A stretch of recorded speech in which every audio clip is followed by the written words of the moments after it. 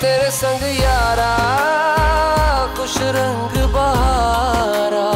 বলিউড তারকা অক্ষয় কুমার ও পরিচালক প্রিয়দর্শনের নতুন সিনেমা ভূত বাংলা এর কাজ 2024 সালের শেষের দিকে শুরু হয়। সিনেমাটির সঙ্গে আগেই যুক্ত হয়েছিলেন অভিনেত্রী টাবু।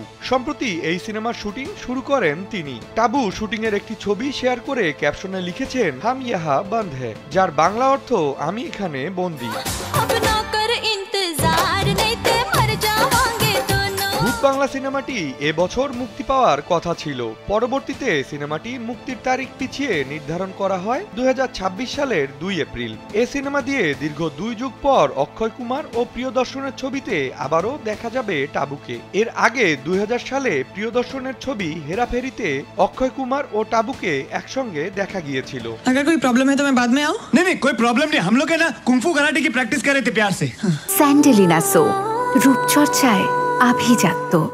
অক্ষয় কুমারের বিপরীতে ভূত বাংলা ছবিতে টাবুকে একটি গুরুত্বপূর্ণ চরিত্রে অভিনয় করতে দেখা যাবে। ছবিতে অক্ষয় কুমার ও টাবু ছাড়াও রয়েছেন পরেশ রাওয়াল, ভামিকা গাব্বি, রাজপাল যাদব ও আশরানি। অক্ষয় কুমার এখন ভূত বাংলা ছবির শুটিংয়ে ব্যস্ত। এই ছবির লাগাতার শুটিং চলছে। এবছর এপ্রিলের মধ্যে হরর কমেডি জনারার এই সিনেমাটির শুটিং শেষ করার কথা রয়েছে।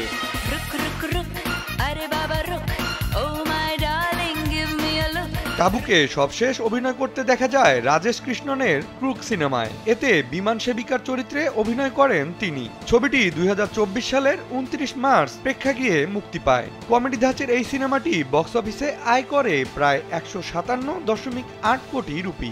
প্রিয়দর্শনের হাত ধরে ফের কমেডি সিনেমায় অক্ষয় টাবুর নতুন এই হরর ফ্লেভার কেমন প্রভাব ফেলে সেটির অপেক্ষায় বলিউড ভক্তরা। বিনোদন ডেস্ক, কালবেলা।